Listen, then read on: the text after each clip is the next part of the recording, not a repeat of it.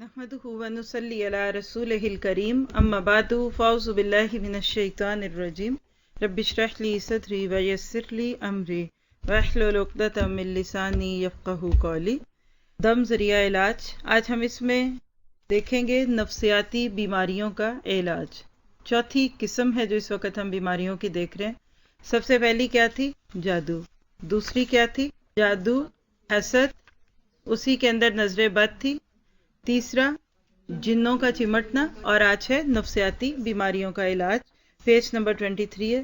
حقیقت ہے کہ آج کے دور میں جسمانی بیماریوں کی طرح روحانی بیماریاں بھی بہت بڑھ گئی ہیں۔ تھوڑا سا اس کو سمجھیے گا، نفسیاتی کا لفظ نفس سے ہے، اور نفسہ کہتے ہیں سانس لینے کو، بلو کرنا، ینصف یا نصفہ۔ تو نفس کیا ہے؟ وہ انسان جو زندہ ہے۔ میت کو نفس نہیں کہیں گے۔ اب انسان کے جسم میں 3 قسم کے نفس ہوتے ہیں، وہ چیز بھی آپ سیکھ چکے ہیں۔ اس موضوع کو یہاں کتاب کے اعتبار سے پڑھ کر پھر انشاءاللہ آپ کو بتاؤں گی کہ کس طریقے سے آج کے دور میں ہمارے اوپر نفسیاتی حملے زیادہ ہیں۔ آئیے تھوڑا سا پہلے کتاب کا دیکھتے ہیں کہ انہوں نے کیا لکھا ہے اس میں۔ نفسیاتی بیماریوں کا علاج۔ نفسیاتی بیماریاں اور سینے کی تنگی کا بہترین علاج مختصر طور پر ذکر کیا جا رہا ہے۔ نمبر 1، ہدایت اور عقیدہ توحید کو اپنائے، کیونکہ گمراہی اور شرک سینے کی تنگی کا بنیادی سبب ہے۔ اللہ تعالیٰ کے عطا کردہ سچے ایمانی نور جو اللہ دل میں ڈالتا ہے، اس کے ساتھ عمل صالح کا اہتمام کریں۔ پھر تیسری چیز ہے مفید علم کا حصول۔ جس بندے کا علم جتنا وسیع ہوگا، اس کا سینہ بھی اسی کے مطابق وسیع ہوتا ہے۔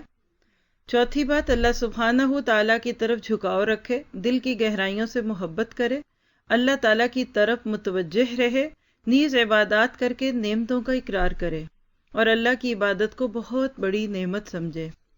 پانچویں چیز، ہر حال اور ہر جگہ اللہ تعالیٰ کا ذکر کرے۔ سینے کی کشادگی، روحانی نعمتوں کے حصول، پریشانی اور غم کو دور کرنے میں ذکر کا عجیب اثر ہوتا ہے۔ چھٹی چیز، مخلوق ربانی، یعنی اللہ تعالیٰ کی مخلوق، جس میں انسان اور اس کے بعد دوسری بھی مخلوقات آتی ہیں، ساری قسم کے لوگ، مخلوق ربانی پر مختلف طریقوں سے احسان کرے اور ممکن حد تک انہیں فائدہ پہنچائے۔ نیکی کرنے والوں میں سب سے معزز، مزاج کے اعتبار سے سب سے پاکیزہ اور دل کے اعتبار سے سب سے زیادہ سخی وہ ہے جو لوگوں کے لیے فراخ دل ہو۔ ساتویں چیز ہے بہادر ہو، کیونکہ بہادری سینہ کھولتی اور دل کو وسیع کرتی ہے۔ آٹھویں چیز، دل سے بری عادات کا گند نکالے جو دل کی تنگی اور اس کے عذاب کا باعث بنتی ہیں، مثلاً حسد، بغض، کینہ، دشمنی، سرکشی وغیرہ۔ نبی صلی اللہ علیہ وسلم سے تمام انسانیت میں سب سے افضل شخص کے بارے میں پوچھا گیا کہ کون ہے، یعنی سب سے زیادہ لوگوں میں سے فضیلت والا شخص کون سا ہے؟ تو آپ نے فرمایا کل مخموم القلب صدوق اللسان۔ آپ ذرا دہرائیں، یہ چھوٹی سی حدیث ہے، اس کو یاد کر لیں۔ کل مخموم القلب صدوق اللسان۔ کلو ہر مخموم القلب، مخموم القلب جس کے دل میں درد ہو، نرم، خم کیا ہوتا ہے؟ جھکنا، تو دل کا جھکا ہوا یعنی نرم بندہ جس کے دل میں سختی نہ ہو، درستگی نہ ہو، اور صدوق اللسان، سچا زبان میں۔ ایک ہوتا ہے صدق، صدوق فعول کا وزن ہے، بہت سچا، سب سے سچا، جیسے شکور، صبور۔ تو صدوق وہ شخص جو جھوٹ کا سوچ بھی نہیں سکتا۔ تو زبان کیسی ہو؟ بہت سچی ہو۔ کیا فرمایا آپ نے؟ ہر مخموم القلب، اور زبان کا سچا۔ صحابہ نے پوچھا زبان کا سچا تو سمجھ میں آیا، مگر مخموم القلب کون ہے؟ آپ بھی سوچ رہے ہوں گے۔ تو آپ نے فرمایا ایسا متقی پاک باز جس میں گناہ، سرکشی، کینہ اور حسد جیسی بیماریاں نہ ہوں، یعنی متقی جس میں تقوی ہو، پاک باز جو اپنے نفس کو بھی پاک رکھے، اور کے بعد دیکھیے گناہ، سرکشی، کینہ اور حسد جیسی برائیاں نہ ہوں۔ اب آپ مجھے بتائیے کہ جب یہ سب کچھ نکل گیا تو پیچھے کیا رہ گیا؟ مومن۔ آپ ذرا محسوس کریں ایک ایک چیز کو۔ میں چاہ رہی ہوں کہ اس کی اتنی اکٹھی پڑھ لوں جو آج کی نشست میں آپ کے ساتھ شیئر کرنی ہے، پھر اس پہ ہم بات کرتے ہیں۔ نویں چیز پہلے دیکھ لیں، بدگوئی، بد نظری، برا سننا، بے فائدہ محفلوں میں شرکت، زیادہ کھانا اور سونا، یہ سب چھوڑنے سے سینہ کشادہ ہوتا ہے اور روحانی نعمتیں میسر آتی ہیں، نیز پریشانی اور غم دور ہوتے ہیں۔ 10ویں چیز ہے مفید علم یا عمل میں مصروف رہے، کیونکہ اس سے انسان پریشانی اور برے اعمال سے محفوظ رہتا ہے۔ 11ویں بات ہے آج کا پروگرام بنائے، آئندہ کی منصوبہ بندی سے گریز کرے، گزشتہ پر پریشان نہ ہو، آدمی دین اور دنیا میں مفید کاموں کی کوشش کرے، اللہ تعالیٰ سے اپنے مقصد میں کامیابی اور اس میں مدد کی دعا کرے، کیونکہ یہ کام پریشانی اور غم سے محفوظ رکھیں گے۔ اور 12ویں چیز کیا ہے؟ صحت اور رزق وغیرہ میں اپنے سے کمتر کو دیکھے، اپنے سے برتر کو نہ دیکھے۔ 13ویں چیز ہے ماضی میں ہونے والی برائیوں کو بھول جائے، جنہیں لوٹانا یا ان کا کفارہ ادا کرنا ممکن نہیں ہے۔ 14ویں چیز اگر کسی کو کوئی مصیبت پہنچے تو اسے کم کرنے کی کوشش کرے، جس بری بات کا احتمال ہو، احتمال مین حمل کہتے اٹھانے کو، تو احتمالہ اٹھانا یعنی مین جس بات کا امکان ہو، جس بری بات کا امکان ہو کہ وہ فرض کرے کہ اس برے کام کی وجہ سے معاملہ یا مصیبت یہاں تک پہنچا ہے تو اپنی طاقت کے مطابق اسے دور کرنے کی کوشش کرے۔ 15ویں چیز کیا ہے کہ دل کو مضبوط رکھے، وہم اور فضول خیالات سے پاک رکھے، کیونکہ اس سے بری سوچ جنم لیتی ہے۔ غصے سے باز رہے، ایسے کام نہ کرے جس سے پسندیدہ ماحول ختم یا ناپسندیدہ حالات پیدا ہوں۔ اپنی زندگی کے لیے مفید کاموں کو اختیار کرتے ہوئے اللہ تعالیٰ پر توکل کرے، اللہ تعالیٰ سے معافی اور درگزر کا سوال کرتا رہے۔ 16ویں بات ہے اللہ تعالیٰ پر دلی اعتماد، توکل اور حسن ظن رکھے، کیونکہ اللہ تعالیٰ پر توکل کرنے والے پر اوہام یعنی وہم اثر پذیر نہیں ہوتے، یعنی وہ بندہ وہمی نہیں رہتا۔ پھر اس کے بعد 17ویں چیز کیا ہے؟ ہر سمجھدار آدمی جانتا ہے کہ اس کی صحیح زندگی پاکیزگی اور اطمینان ہی کی حالت میں گزر سکتی ہے۔ اس زندگی کا عرصہ بھی بہت تھوڑا ہے۔ غم اور پریشانیوں میں مبتلا رہ کر اپنی زندگی میں مزید کمی نہ کرے، کیونکہ یہ تندرست زندگی کے منافی ہے۔ بس اتنی چیزیں آج ہم دیکھیں گے، اور یہ بھی بہت ہیں۔ اگر آپ دیکھیں، میں نے ایک سٹریچ میں پتہ کیوں پڑھی ہیں؟ تاکہ آپ کو یہ اندازہ ہو جائے کہ اسلام کتنی بڑی دولت ہے۔ میں پڑھ رہی تھی نا تو مجھے ایسے لگ رہا تھا اسلام A to Z، ٹکڑوں میں بٹا ہوا جو اسلام ہوتا ہے نا، کبھی عقیدے میں کمی ہے، کبھی سوچ پاک نہیں ہے، کبھی پیٹ پاک نہیں ہے، کبھی رزق پاک نہیں ہے، کبھی ذہن پاک نہیں ہے، کبھی نظریں پاک نہیں ہیں، کبھی گندی چیزیں دیکھ رہے ہیں تو کبھی گندا بول رہے ہیں تو کبھی گندا سن رہے ہیں۔ ان سب کا آفٹر ایفیکٹ، دا لاسٹ، یعنی آپ کہہ لیں کہ ان سب کا آخری نتیجہ جو آپ دیکھیں گے وہ نفسیاتی بیماریوں کی صورت میں دیکھیں گے۔ نفس کیا ہے؟ انسان کا نفس۔ دیکھیے ہمارا جسم دو چیزوں سے مل کے بنا ہے، ایک ہمارا جسم ہے جو آپ کا مجھے آپ کا دکھتا ہے ایک خاص حد تک باہر سے، اور اندر اسی کے اندر آرگنز ہے جو سب کے ایک ہیں۔ اس کے ساتھ ساتھ ایک انسان کے اندر روح ہے۔ اللہ تعالیٰ نے جب آدم علیہ السلام کا پتلا بنایا تھا تو پہلے آدم کا پتلا بنایا، پھر اس میں ثم نفخت فیہ من روحی، پھر میں نے پھونک دی اس میں اپنی روح۔ آدم علیہ السلام کے اندر جب اللہ تعالیٰ نے روح پھونکی تھی تو وہ جو دوسری چیز تھی نا وہ اسپرٹ ہے جس کو سول کہتے ہیں۔ زندگی بھر یہ جسم اور روح آپس میں ملے رہتے ہیں تو ہم زندہ ہیں۔ جس دن جسم اور روح کا سلسلہ ٹوٹتا ہے یا یہ رشتہ منقطع ہوتا ہے، جسم ہمارے ہاتھوں میں رہ جاتے ہیں، روح اللہ جو اپنی طرف سے بھیجی تھی وہ واپس لے لیتا ہے۔ اب یہ دو چیزوں کو سمجھ لیجئے، دونوں مختلف جگہ سے آئی ہوئی چیزیں ہیں۔ جسم مٹی سے نکلی ہوئی چیزوں کو کھا کھا کر پروان چڑھتا ہے، دودھ، گھی، لسی، جو بھی آپ سبزی گوشت کھاتے ہیں کسی نہ کسی طرح سے زمین سے آتا ہے۔ ہم نہیں کھاتے تو جانور کھاتے ہیں تو اس کا پھر ہم گوشت کھا لیتے ہیں۔ تو جسم کا جو رجحان ہوتا ہے یہ دنیاوی چیزوں کی طرف ہوتا ہے۔ اس کے علاوہ جو ہماری روح ہے نا وہ اللہ کی طرف سے آئی ہے، اس کے اندر فطری طور پہ نیکی کا جذبہ ہے، شوق ہے، اس کو ہماری روح کی غذا چاہیے، اور نفس کی یا روح کی جو غذا ہے نا وہ اللہ کو ایک ماننا ہے۔ یہاں نفسیاتی بیماریاں پڑھ رہے ہیں، یہ وہ بیماریاں جو ہماری روح کو لگتی ہیں۔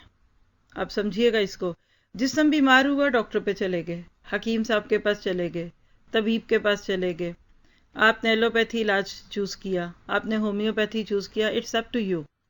اس کے لیے پیراسیٹامول کھا لیجیے، آپ اس کے لیے جو آپ کا دل کرتا ہے، جو آپ کو ڈاکٹر کہتے ہیں آپ کھا لیتے ہیں، سب پہ ایک ہی طرح کی اثر انداز ہوگی۔ مسلمان پیراسیٹامول کھاتا ہے یا ایک نان مسلم پیراسیٹامول کھاتا ہے، دونوں پہ دوا کا اثر ایک ہی ہے، یہ الگ بات ہے کہ اس کی باڈی کیسے ریئیکٹ کرتی ہے۔ دوسری طرف اگر آپ آتے ہیں نا نفسیاتی بیماریوں پہ، پیدا ہونے سے لے کر بچے کے زبان کھلنے تک سب ایک ہی جیسے ہوتے ہیں. بچہ وہی بولتا ہے جو اللہ نے اس کو سکھایا، بچہ وہی کھاتا پیتا سوتا ہے. کسی بچے نے پیدا ہونے کے بعد شراب کے گھونٹ کی طلب نہیں رکھی، الا یہ کہ اس کی ماں نے اس کو پریگننسی میں عادی کر دیا ہو. اب جب ہماری روح کو اللہ کی ذات نہیں ملتی، پہلی چیز دیکھی نا، ہدایت اور عقیدہ توحید. لا الہ الا اللہ کہنا اتنی بڑی دولت ہے کہ جو انسان کو اسپرچولی اپلفٹ کرتی ہے، اوپر کرتی ہے، اوپر کرتی ہے. آپ 10 بری باتیں سنتے ہیں، آپ کا گھر کام سے بھرا پڑا ہے، ناگوار حالات ہیں، کسی نے آپ کو کوئی ایسی بات کہہ دی کہ آپ سوچ بھی نہیں سکتے تھے کہ وہ بولے گا، اور آپ ان سب حالات میں کہتے ہیں لا الہ الا اللہ، لا الہ الا اللہ، اللہ تیرے سوا کوئی نہیں، یہ میں کیا کروں، میرے بس سے بات اوپر ہے، اللہ میرے ہاتھ میں نہیں، اللہ میں اس انسان کو نہیں بدل سکتی، اللہ یہ چیز میرے اختیار میں نہیں. اس وقت جب آپ عقیدہ توحید کو پکارتے ہیں نا، آپ فیل کریں گے آپ کے اندر ایک انرجی بھرے گی، طاقت. اتنا زیادہ توحید بندے کو مضبوط کر دیتی ہے، وہ کہتا ہے مجھے کچھ نہیں ہونا. اب آپ نے تو صرف ایک جملہ سنا ہے نا کہ ہدایت اور عقیدہ توحید اپنائے. آپ کہیں گے وہ تم شروع سے کرتے ہیں، کیا مطلب ہے 1.25 بار لا الہ الا اللہ پڑھ لوں تسبیح پہ؟ کیا میں لا الہ الا اللہ کو لکھ کر اپنے گلے میں لٹکا لوں؟ نہیں. دیکھیے جب آپ ایک توحید کا عقیدہ اپناتے ہیں نا، تو وہ قرآن کی ساری آیتیں آپ کی آنکھوں میں آ جانی چاہیے، قل هو اللہ احد سے لے کر، جس میں آپ دیکھیے کہ مجھے وہ آیت اس وقت یاد آ رہی ہے جو سورۃ الانعام میں بھی ہے اور سورۃ زمر میں بھی ہے غالباً، یعنی آخری صورتوں میں بھی ہے، شروع میں بھی ہے کہ یمسسک اللہ بضر فلا کاشف لہ الا ہوا. اگر اللہ تجھے کوئی تکلیف دینا چاہے، کوئی نہیں روک سکتا سوائے اس کے، وہی جب چاہتا ہے تو دکھ دور ہوتے ہیں. بیماری بھی تب ہی جاتی ہے جب اللہ کہتا ہے جا اب تو جان چھوڑ اس کی، اور جب تک اللہ نہ کچھ دے نہیں ملتا.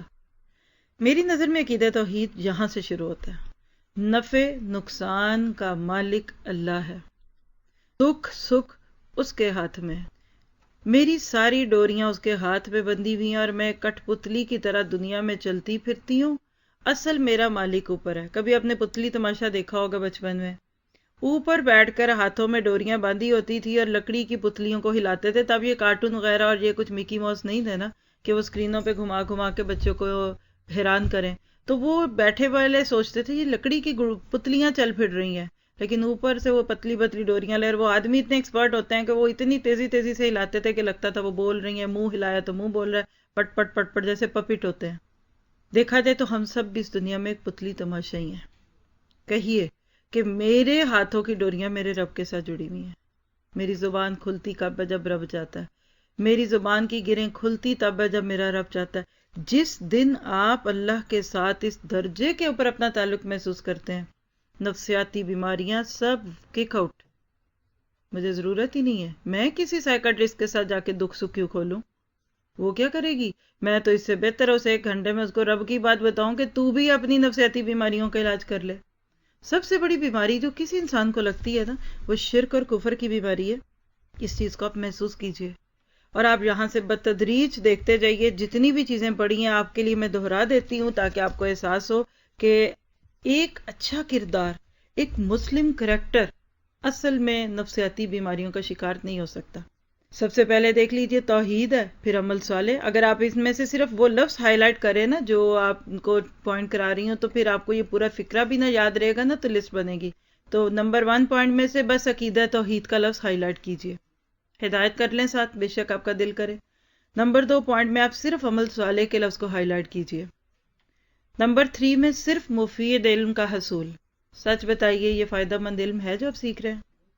آپ یہاں صبح سے رات تک آئیں یا آپ صبح سے لے کر 2 گھنٹے بیٹھیں، کبھی آپ کو یہ احساس ہوا یہاں بیٹھ کر کے جو علم دیا جا رہا ہے وہ فائدے کا نہیں ہے؟ آپ کو وہ باتیں سکھائی جا رہی ہے جو آپ کے کام کبھی آنی ہے نہیں آنی پتہ نہیں. کبھی لگا؟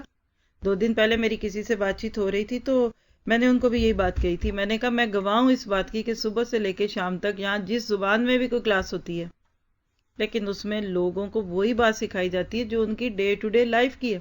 دیکھیے عقل مند وہ ہے جو اپنے گھر میں وہ چیزیں رکھے جو استعمال کی ہے. چیز لے لے استعمال والی، بیکار چیزیں لا کے گھر بھر دیں اور ضرورت کی چیزیں نہ ہوں یا جگہ ہی نہ بچے یا پیسے نہ بچیں تو نہ سمجھی ہے نا. آج ہمارے بچوں نے اور ہم نے خود بھی بعض دفعہ وہ علوم سیکھے 15-20 سال اسکولوں میں جا کر، آج تک پریکٹیکلی اس کو نہیں جا کے چیک کیا۔ مثلا دیکھیے اب جیوگرافی پڑھتے ہیں، اب ایک عورت جس کی شادی ہوتی ہے، اس کے بچے ہیں، اس کو سسرال میں رہنا ہے، اس کو جینا ہے، اس کو جیوگرافی کتنا کو فائدہ دیتی ہے۔ جغرافیہ بولتے تھے اردو میں، اس کتاب کے جملے آج بھی یاد ہے، زمین کا رقبہ اتنا ہے، سورج کا چاند سے اتنا فاصلہ ہے، ایک سورج ہے ایک چاند ہے، گھوم رہے ہیں، وہاں زمین پتھریلی ہے وہاں خشک ہے۔ نہ بھی پتا ہو تو کیا فرق پڑتا ہے؟ جائیں گے ناروے میں دیکھ لیں گے یہاں پہاڑ ہے، عرب میں جائیں گے دیکھیں گے ریت ہے، ریگستان ہے، پاکستان میں جائیں گے تو میدانی علاقے ہے نا۔ ڈائریکٹلی ہمیں لفظ جیوگرافی وہ علم پڑھنے سے فائدہ نہیں ہوا، لیکن فائدہ علم تو علم ہی ہوتا ہے، لیکن ڈائریکٹ نہیں ہوتا، میں آپ کو یہ سمجھانا چاہ رہی ہوں۔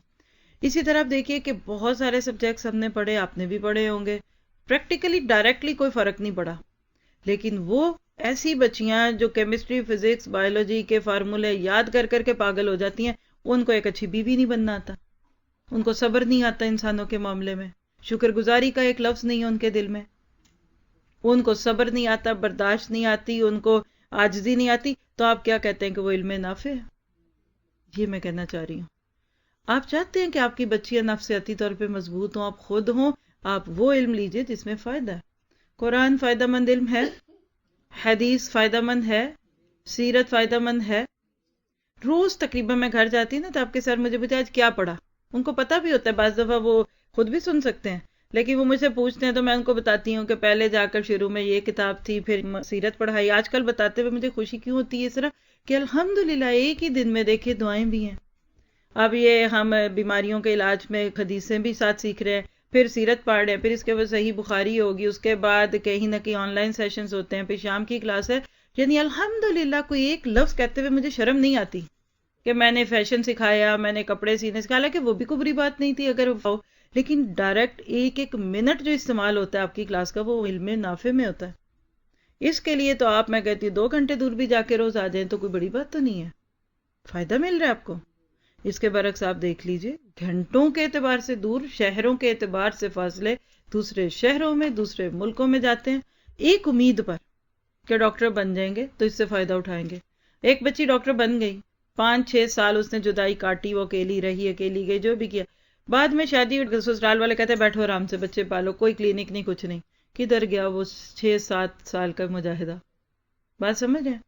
بنے گی تو فائدہ، میں نہیں کہہ رہی ڈاکٹری بری ہے، لیکن میں سمجھا یہ رہی ہوں کہ ہر برتن ہمارے گھروں میں استعمال نہیں ہوتا، پڑے رہتے ہیں۔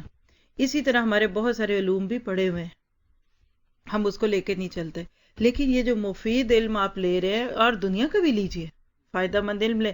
جب کوئی سبجیکٹ چوز کریں تو سوچیں اس سے فائدہ کس کو ہوگا۔ بعض اتنے بیکار سبجیکٹس ہیں آپ سوچ نہیں سکتے کہ لوگ اس کے اندر اتنا وقت لگاتے ہیں، اور میں سوچتی ہوں کہ اس سے آدھا وقت بھی یہ کوئی اور ہی فائدے والی چیز پہ لگاتے تو کئی انسانوں کو فائدہ دیتے۔ تو بہرحال تیسری چیز فائدہ مند علم ہے۔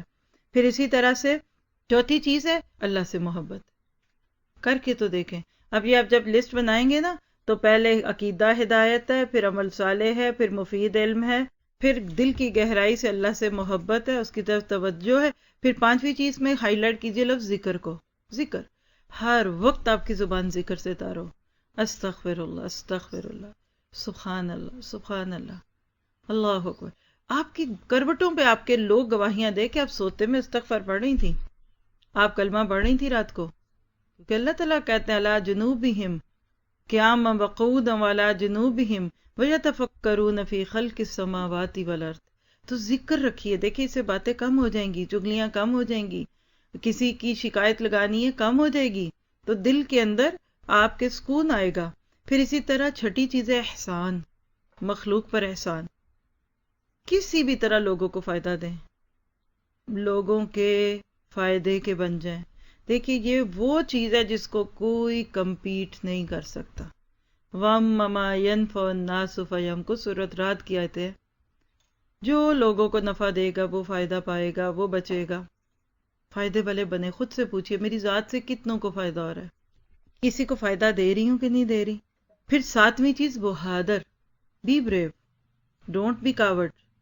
بہادری سینہ کھولتی ہے، جرت ہوتی ہے، کر لیں گے جی، ہو جائے گا، اور ہر وقت مارے مارے پھرے، یہ نہیں ہوگا، یہ ناممکن ہے، یہ امپاسبل ہے، سوچتے ہیں، دیکھتے ہیں، کچھ کرتے ہیں، کچھ بھی نہیں کریں گے آپ، بہادر بنے، کوئی بات نہیں، کچھ نہیں ہوگا، واک کرتے ہیں، ہو جائے گی، ریس لگاتے ہیں۔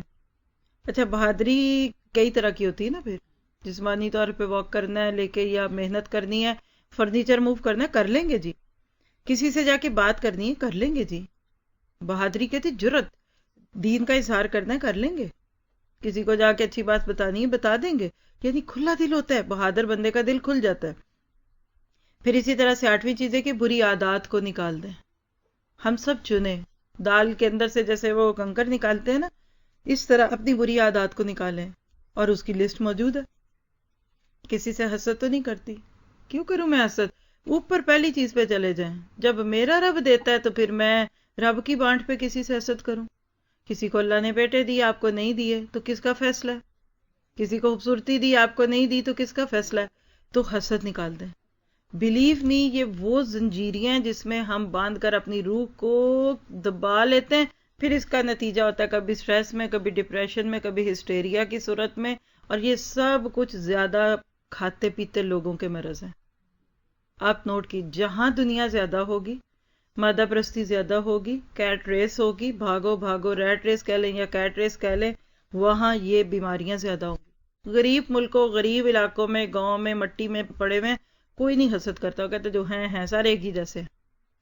آپ جتنا اوپر جائیں گے، اور بڑے لوگوں کا حسد بھی بڑا برا ہوتا ہے، عہدوں کا حسد، مشیر اور وزیر ہونے کا حسد سے لے کر سب چیزیں نکال کے پھینکیے۔ میری اتنی تھوڑی سی زندگی ہے، ضائع کر کے چلی جاؤں گی، بغض رکھوں گی دل میں، کینے رکھوں گی، دشمنیاں پالوں گی، سرکشی کروں گی، I don't have time، میرے پاس کوئی وقت نہیں ہے ان چیزوں کا، سوری میں نہیں کر سکتی۔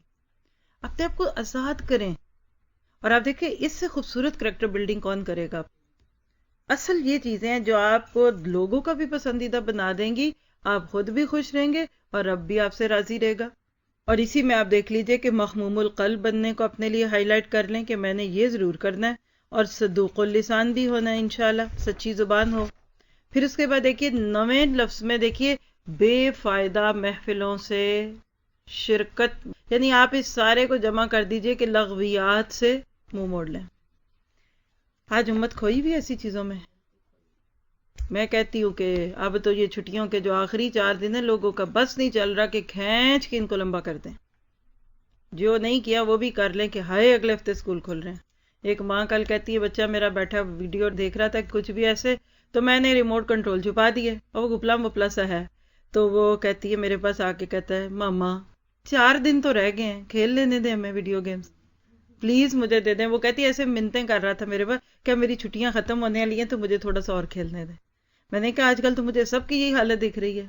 3-4 لوگوں سے میرا ملنے کا موقع ہوا، بہت خوبصورت ایکسپیرینس کیا کل، پھر کبھی موقع ملا تو سناؤں گی۔ تو وہ ایک سسٹر تھی، تو وہ کہنے لگی بچوں کو لے کر 2 دن کے لیے کسی جگہ گئے تھے، پھر آگے اسکول کھلنے ہیں نا، پھر اسکولوں میں پوچھتے بھی تو ہیں نا آپ کہاں گئے تھے، تو ہم نے کہا چلو 2 دن کے لیے 1 رات کا ہوٹل کرایا، اور بچے بتا سکیں ہم وہاں گئے تھے۔ کتنا ڈرتے ہیں ہم ماحول سے، حالات سے کتنا ڈرتے ہیں۔ بہرحال یعنی کوئی بری بات نہیں کہہ رہی، لیکن میں آپ کو بتا رہی ہوں کہ آج کل سب کا مائنڈ سیٹ ایک ہی چل رہا ہے۔ تو وقت ضائع نہ کریں، شاید ہمارا بھی وقت ختم ہونے والا ہے، شاید ہمارے بھی اب دنیا سے جانے کے دن گنے جا چکے ہیں، شاید فرشتہ روز آ کے میں جھانک جاتا ہے کہ بس اتنے دن رہ گئے ان کے، یہ پتہ نہیں ابھی بھی بڑی لمبی چوڑی پلاننگیں کرتی پھر رہی ہیں۔ اپنے آپ کو ہمیشہ اپنی زندگی کے آخری دن پہ سوچے۔ پھر اس کے بعد آپ دیکھیے مصروف رہے، بیکار ذہن، کہتے ہیں empty mind is devil's workshop, مصروف ہو جائے۔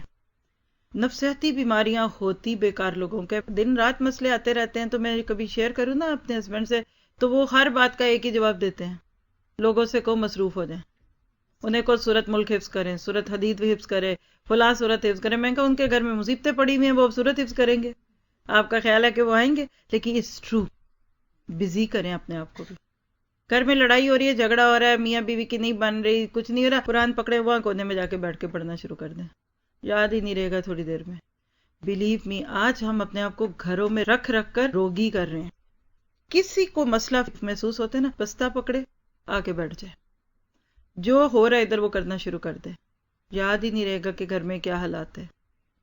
ہم فارغ رہ رہ کر زنگ لگ جاتا ہے، مجھے ایسے لگتا ہے کہ زنگ لگا رہے ہیں بہت سارے لوگ اپنی زندگی کو، اور مجھے ایسے احساس ہوتا ہے اپنے ارد گرد کچھ چیزوں کو دیکھ کر کہ لوگ صرف اپنی موت کی گاڑی کے آنے کے منتظر ہیں، بیٹھے بیٹھے بیٹھے، کب آئے گی میت گاڑی، ہم اس میں سوئیں گے، لیٹیں گے، پھر ہمیں قبرستان میں ڈال آئیں گے۔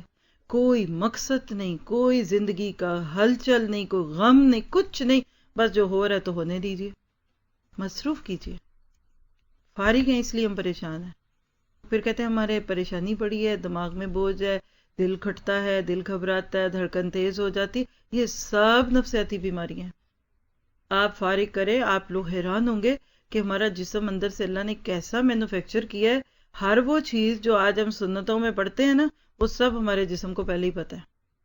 کل رات کسی نے ایک میسج بھیجا ہوا تھا، کل پڑھا میں نے بہرحال، تو اس میں انہوں نے بتایا ہوا تھا، لمبا کسی واقعے پہ پڑھ کے بھی سنا دوں گی، تو انہوں نے بتایا کہ رات کو ہمارے دماغ میں سے گلینڈ نکلتا ہے، مطلب گلینڈ سے سمجھے، وہ میں نے آپ کو پہلے بتایا جیسے لوبریکیشن ہوتا ہے نا پانی کی طرح، تو وہ صرف رات کو نکلتا ہے، اس نے دن میں نہیں آنا، جس میں اینٹی کینسر ہوتے ہیں۔ اینٹی کینسر سے مراد کہ وہ جسم کے اندر وہ چیزیں ڈالتا ہے کہ جس سے کینسر نہیں ہوگا، لیکن اس گلینڈ کی ایک عادت ہے، وہ روشنی میں کام نہیں کرتا۔ جب ہماری آنکھوں کے کارنیے کے آگے بالکل اندھیرا ہوتا ہے نا، تو وہ پھر چپکے سے آتا ہے اور ہمارے جسم میں وہ گلینڈز ڈال کے چلا جاتا ہے۔ اب انہوں نے یہ بتایا تھا کہ اور یہ کب کام کرتا ہے، ایگزیکٹلی وہ ٹائم جو موسٹلی رات کی عشاء سے لے کر مڈ نائٹ تک کا ہوتا ہے، 2/3 کے بعد، کہتے ہیں صرف انہی گھنٹوں میں اس نے رات کو کام کرنا ہوتا ہے، اور اس وقت اگر بندہ جاگ رہا ہے تو آنکھوں میں روشنی ہے، تو اس گلینڈ کو یہ نہیں پتا چلتا کہ رات ہے کہ دن ہے، تو وہ کام نہیں کرتا، وہ سوچتا ہے دن ہے۔ تو جو لوگ راتوں کو جاگ رہے ہوتے ہیں نا، ان کا وہ گلینڈ جو ہے وہ کام کرنا چھوڑ دیتا ہے، اور وہ پھر اسے ریلیز نہیں کرتا۔ اور یہ جو حکم ہے کہ نبی صلی اللہ علیہ وسلم 2/3 کے بعد جاگ جاتے تھے، یہ حکمت ہے کہ رات کا یہ جو مڈ ٹائم وقت ہے عشاء کی نماز سے آخری پہر، اس کو سو جاؤ۔ اب آج دیکھیے ہمارے گھروں کے ماحول کیا بنے ہوتے ہیں، راتیں جاگو، دن مردوں کی طرح سو جاؤ۔ تو انہوں نے لکھا تھا کہ جو لوگ رات دیر تک جاگ رہے ہیں اور پھر صبح دیر تک سوتے ہیں، وہ اپنے آپ کو خود کینسر کا شکار کر رہے ہیں۔ کس نے بنایا کینسر، اور کس نے بنایا یہ گلینڈ، اور کس نے کہا نبی کو کہ لوگوں سے کو جلدی سو جاؤ، جلدی اٹھو؟ ایک ہی ہے نا ذات۔ تو یہ بات اگر سچ ہے تو اس میں کوئی بھی عجیب بات نہیں ہے، اللہ نے مینوفیکچر کیا، اس کو پتہ ہے، اور اگر اس میں کوئی کمی بیشی ہے تو بھی ہمیں کوئی شک نہیں کہ اللہ کے نبی نے کہہ دیا کہ رات جلدی سو جاؤ، صبح جلدی اٹھ جاؤ، اس میں ہمارے لیے خیر ضرور ہے۔ آج گھروں کے نقشے تو دیکھیے، اور چھٹیوں میں تو خدا کی بنا، چھٹی ہے چھٹی ہے، وہی آپ سوئیں گے، فجر سے بھی چھٹی ہے۔ ایک بچے تھے گھر میں گئی تھی، تو چھوٹے بچے بڑے اچھلا کودیاں کر رہے تھے، ان کے کزنس بھی آئے ہوئے تھے، تو میں نے ان سے پوچھا، میں نے کہا آپ نے سونا نہیں؟ تو وہ بچے ایک لے میں بولے، کل تو چھٹی ہے۔ تو میں نے کہا کہ فجر کی بھی چھٹی ہے؟ تو وہ کہتے ہیں ہم فجر پڑھ کے سوئیں گے۔ تو اب بتا دیں ہمارے ذہنوں میں، اور ہم نہیں سوچتے کہ اس کا، اور اس کی وجہ سے بچوں میں جو کرینکینس آتا ہے، وہ سٹبن ہو جاتے ہیں، وہ ہماری باتیں نہیں مانتے، یہ ہمیں اس کا اندازہ کم ہے۔ تو لہٰذا اپنے آپ کو مصروف بھی کرے انسان۔ پھر اسی طرح آپ دیکھیے آج کا پروگرام بنائے، یہ اب جو 10ویں چیز ہے، اس میں آپ کہہ لیجئے پلاننگ، بہت لمبی منصوبہ، اس کا یہ نہیں مطلب کہ آئندہ کی منصوبہ بندی سے گریز کرے، مطلب یہ ہے کہ پہلے آج کا کھانے کی تو فکر کر لو۔ ہم سوچ رہتے ہیں وہ جو دعوت ہو رہی ہے اس میں کیا کھلائیں گے، شادی میں کیا مینیو ہوگا، اتنی لمبی باتیں کر رہے ہوتے ہیں، پتہ چلے آج رات کے لیے تو دال چاول بھی نہیں ہے۔ یہ مطلب ہے کہ آج کے کام کر کے اگلی پلاننگز کریں۔ ہمارا حال کیا ہے کہ آج کا کچھ نہیں پتا، فیوچر کے لیے ہم روگی ہوتے ہیں، اور سچی بات ہے آج بہت سارے لوگ آج کو خراب کیے ہوئے ہیں اپنا مستقبل روشن کرنے کے لیے۔ تو مستقبل تو پتہ نہیں جب آئے گا سو آئے گا، اور ماضی پہ پریشان بھی نہ رہیں۔ پھر اسی طرح سے آپ دیکھیے کہ اگلی چیز کیا ہے، صحت اور رزق۔ صحت اچھی، جان ہے تو جہان ہے، اور رزق میں کیا ہے، کسی کو اپنے سے کمتر دیکھیں تو اپنے آپ کو برتر نہ سمجھے۔ اس میں آپ برتر کو نہ کر لیں لفظ کو ہائی لائٹ، یعنی دوسروں سے خود کو بڑا نہ سمجھے۔ پھر اسی طرح ماضی میں ہونے والی برائیوں کو بھول جائے، جس چیز کو لوٹا نہیں سکتے اس کے لیے غم کیا کھانا، یہ بھی چیزیں بعض دفعہ بوجھ بنتی ہیں۔ پھر اسی طرح سے آپ دیکھیں کہ مصیبت جب پہنچ ہی جاتی ہے اللہ کے حکم سے تو اس کو کم کرنے کی کوشش کریں۔ جب مصیبت پڑے اور ہم اس کو محسوس بھی زیادہ کریں تو وہ چیز پھر ہمارے لیے تکلیف کا سبب ہوتی ہے۔ پھر اسی طرح دل کو مضبوط کرنا، کمزور دل نہیں رکھنا چاہیے، ایسے لوگ نفسیاتی طور پہ جلدی بیمار ہوتے ہیں۔ فضول چیزوں سے اپنے آپ کو پاک کیجیے۔ پھر اسی طرح اللہ تعالیٰ پر اعتماد، توکل، حسن ظن، اور اسی طرح سے پھر پاکیزہ زندگی. اپنے آپ کو خوبصورت طریقے سے ڈھالیے.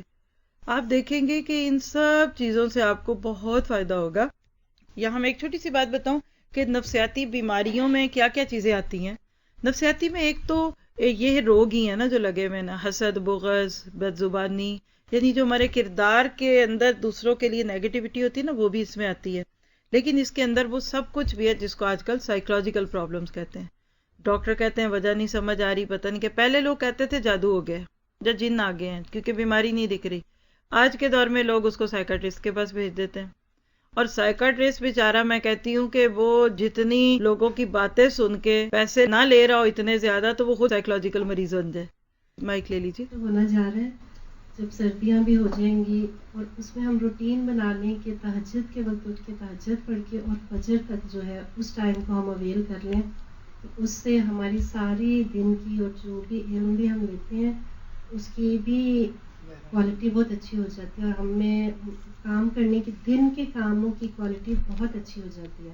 اگر ہم رات عشاء سے تہجد تک سو لیں اور تہجد سے دیکھیں یہ تو اللہ نے قرآن میں بھی کہہ دیا نا، ان ناشیۃ اللیل ہی اشد وطئا واقوم قیلا، کہ رات کا جاگنا نفس کو سیدھا رکھتا ہے اور بات سیدھی نکلتی ہے، یعنی نفس دبتا ہے. یہ جو نفس ہے نا یہ بھی ایک شرارتی بچے کی طرح ہوتا ہے. اس کی جتنے لاڈ آپ دیکھیں گے وہ اتنے لاڈ دکھائے گا، جتنی اس کی باتیں مانیں گے وہ اتنی باتیں منوائے گا. تو بس کنٹرول کرنا ہے. السلام علیکم. میں نے آپ سے پوچھنا تھا کہ اگر اللہ پہ توکل ہو اور جو چیزیں اس میں بتائی گئی ہیں اس پہ بھی پوری کوشش کرتی رہوں گی انشاءاللہ، پھر بھی سارا کچھ کرتے ہوئے بھی یہ ساری چیزیں سمتوں میں ہوں، کیا پھر کیا کرنا چاہیے؟ پھر تھوڑی ڈوز بڑھا دیں. یہ ان کا سوال ہے کہ یہ سب جو پڑھ رہے ہیں یہ ہے بھی پھر بھی نفسیاتی مریض ہیں، تو اس کے اندر کہ دوا کھا تو رہے ہیں لیکن اس کی ڈوز تھوڑی کم ہے، زیادہ کر دیں. جو کریں ان سب میں بہتری پیدا کریں، آپ دیکھیے گا بہتری ہوگی انشاءاللہ. جی آپ. تو یہ چیزیں رہتی نہیں ہیں نا انسان کے اندر، اور جتنا آپ کا توکل بڑھتا جاتا ہے اتنے آپ ٹینشن فری ہو جاتے ہو، جہاں تک میرا اپنا آزمایا ہوا نا. جی جب آپ کے ہاتھ میں ہے ہی کچھ نہیں، جب میں کچھ کر ہی نہیں سکتی تو میں اپنی بڑی بڑی باتیں کیوں کروں. سب چھوڑ دیں، ہینڈز اپ، کہ اللہ تعالیٰ میں نے سب کچھ تیرے اوپر ڈال دی. ہمارا حال پتہ ہے کہ اللہ کو دے کے پھر بھی تھوڑا سا اپنے ہاتھ میں رکھتے ہیں. نہیں پھر نہ ہوا تو کیا ہوگا. حضرت موسیٰ کی ماں نے اپنے بچے کو سمندر میں ڈال دیا تھا، اگر ساتھ سرا ڈوری پکڑی ہوتی تو پتہ لگ جانا تھا لوگوں کو یہ اس عورت کا بچہ ہے.